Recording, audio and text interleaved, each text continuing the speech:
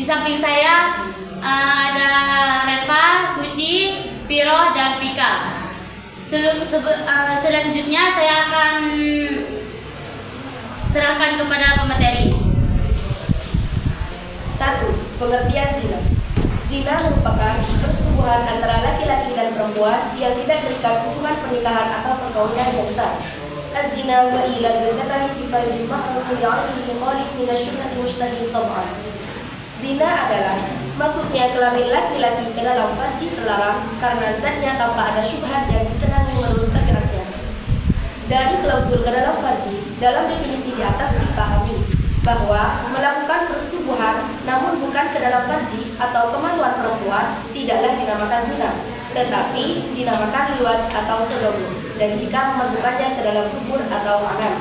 Sedangkan dari klausul tanpa syubhat dipahami bahwa tidak pula termasuk zina seperti bila melakukan hubungan intim dengan wanita lain yang disangka istrinya sendiri, dan juga termasuk syubhat jika melakukan hubungan intim dengan wanita yang dinikahi melalui nikah mut'ah atau pernikahan lain yang mengandung kesalahan prosedur, seperti nikah tanpa wali atau nikah tanpa saksi. Terhadap kasus pelanggaran seperti ini, meskipun tidak masuk dalam kategori zina, namun tetap dikenakan hukuman yaitu berupa takdir dan bukan had zina. Lalu timbul pertanyaan, bagaimanakah jika persetubuhan itu dilakukan dengan cara yang aman seperti dengan menggunakan alat kontrasepsi? Apakah masih dikatakan zina? Ini semua tetap diharamkan bila dilakukan terhadap wanita lain atau bukan istri, termasuk hubungan bebas antara remaja. Walaupun ilat, hukum berupa tercampurnya nasab atau ikhtilat an-nasab dalam hal ini mungkin dapat dihindari, tapi perbuatan tersebut tetap merupakan perbuatan yang diharamkan. Wa yaqtabirul wad'u zina walau kana hunaka ha'ilun baina dzakari wal farji ma dama hadzal ha'ilu khafifan la yamna'u al-hissa wal ladha. Artinya, termasuk tidak perzinahan walaupun dilakukan dengan memakai penghalang tipis atau seperti alat kontrasepsi. Status hukum zina. Para ulama sepakat bahwa zina hukumnya haram, termasuk salah satu bentuk dosa besar. Allah Subhanahu wa taala berfirman, A'udzu billahi minasyaitonir rajim. Bismillahirrahmanirrahim. Wala taqrabuz zina innahu kana fahisyatan wa sa'a sabila. Yang artinya, dan janganlah kamu mendekati zina. Zina itu sungguh suatu perbuatan keji dan suatu jalan yang buruk. Quran surah Al-Isra ayat 32. Dan di dalam hadis juga telah diterangkan tentang hukum zina. An Abdillah qala sa'altu Rasulillah sallallahu alaihi wasallam ayyuz dzambi a'zamu indallah qala an taj'ala lillahi niddan wa huwa khalaqaka qala qultu lahu inna dzalika la'azimun qala qultu thumma ayyun qala thumma an taqtula waladaka ma khafata ayyat'ama maka qala qultu thumma ayyun qala thumma an tuzaniya halilata jarika. Yang artinya, dari Abdullah, ia bertanya kepada Rasulullah Shallallahu Alaihi Wasallam, Ya Rasulullah, dosa apakah yang paling besar? Nabi menjawab, engkau menyediakan sekutu bagi Allah Subhanahu Wa Taala, padahal Dia menciptakan kamu. Saya bertanya lagi, kemudian dosa apa lagi? Nabi menjawab, engkau membunuh anakmu karena khawatir jatuh miskin. Saya bertanya lagi, kemudian apa lagi? Beliau menjawab, engkau berzina dengan istri tetanggamu. Hadis riwayat Bukhari dan Muslim. 3. Dasar penetapan hukum zina. Penerapan had bagi pelaku tindak pidana zina baik laki-laki maupun perempuan dapat dilaksanakan jika tertuduh telah melalui proses pembuktian menurut aturan hukum Islam dan yang ini benar-benar telah melakukan perzinahan. Rasulullah SAW sangat berhati-hati dalam melaksanakan had zina ini. Karena itu beliau tidak akan melaksanakan had zina sebelum yakin bahwa tertuduh benar-benar berbuat zina. Artinya, proses untuk penetapan hukum had tidaklah sederhana. Hukum ini adalah dasar-dasar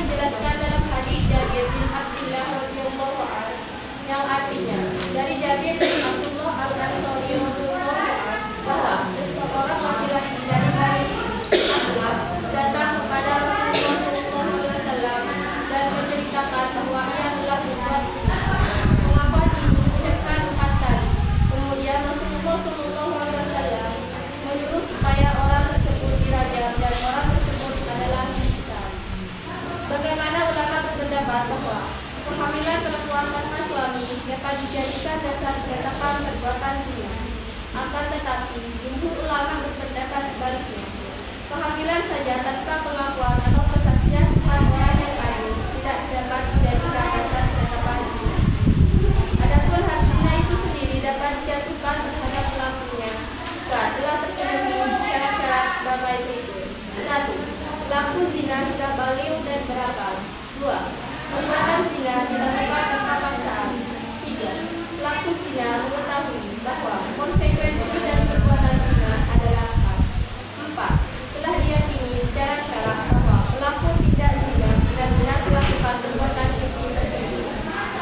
4. Macam-macam zina dan hadnya. Zina terbagi atas dua, yaitu zina musnah dan zina ghairul musnah. A. Zina musnah yaitu perbuatan zina yang dilakukan oleh seorang yang sudah menikah. Maksud ungkapan seorang yang sudah menikah mencakup suami, istri, janda atau budak. Had hukuman yang berlaku kepada pezina musnah adalah rajam. Teknis penerapan hukum rajam yaitu pelaku zina musnah dilempari batu yang berukuran sedang hingga benar-benar mati. Batu yang digunakan tidak boleh terlalu kecil sehingga memperlama proses kematian dan hukuman. Sebagaimana juga tidak dibolehkan merajam dengan batu besar sehingga menyebabkan kematian seketika yang dengan itu tujuan memberikan pelajaran kepada pezina musnah tidak tercapai. B. Zina ghairul musnah yaitu zina yang dilakukan oleh seorang yang belum pernah menikah. Para ahli fikih sepakat bahwa had hukuman bagi pezina ghairul musnah baik laki-laki ataupun perempuan adalah cambukan sebanyak 100 kali. Adapun hukuman pengasingan, tahrib atau nafyun, para ahli fikih berselisih pendapat. 1. Imam Syafi'i dan Imam Ahmad berpendapat bahwa had bagi pezina ghairul musnah adalah cambuk sebanyak 100 kali dan pengasingan selama 1 tahun. 2. Imam Abu Hanifah berpendapat bahwa had bagi pezina ghairul musnah hanya cambuk sebanyak 100 kali. Pengasingan menurut Abu Hanifah hanyalah hukuman tambahan yang kebijakan sepenuhnya dipasrahkan kepada hakim.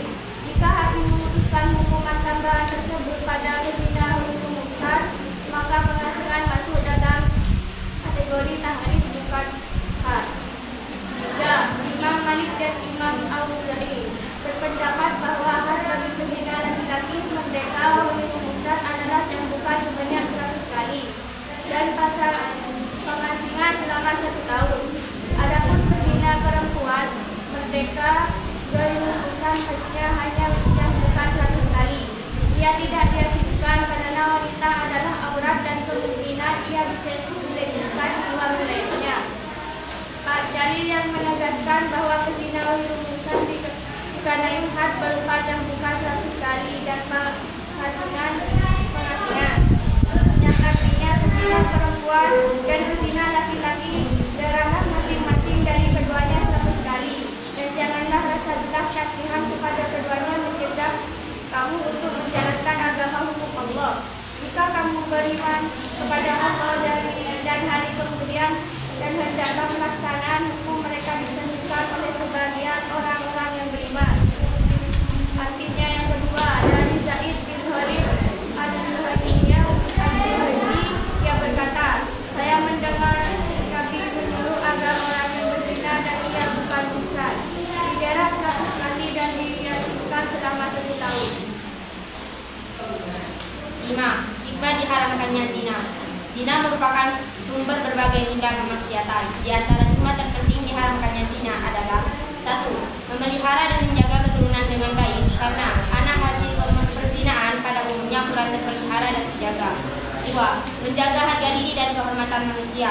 3. Menjaga ketertiban dan keteraturan rumah tangga. 4. Menunjukkan rasa kasih sayang terhadap anak yang dilahirkan dari pernikahan sah. Baik, apakah kalian ada yang mau bertanya? Silahkan Mbak Evin.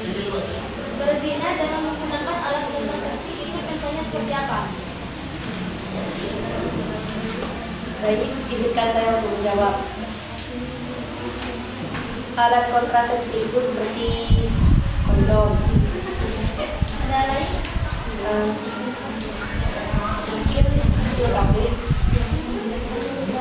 kan penunda kehamilan. Ada jawaban, ada dari jawaban saya, ada kurang puasa. Puas. Mungkin ada lagi. Hukuman zina itu sendiri dapat dijatuhkan terhadap pelakunya jika pelaku zina mengetahui bahwa konsekuensi dari perbuatan zina adalah haram. Apabila orang tersebut tidak mengetahuinya, maka tidak dihukum. Baik, saya akan menjawab. Jika pelaku zina itu tidak mengetahui, maka tidak dihukum karena yang ada di syarat-syarat ini pelaku zina mengetahui bahwa konsekuensi dari perbuatan zina adalah haram. Dan silakan kepada saya melakukan dan satu juta.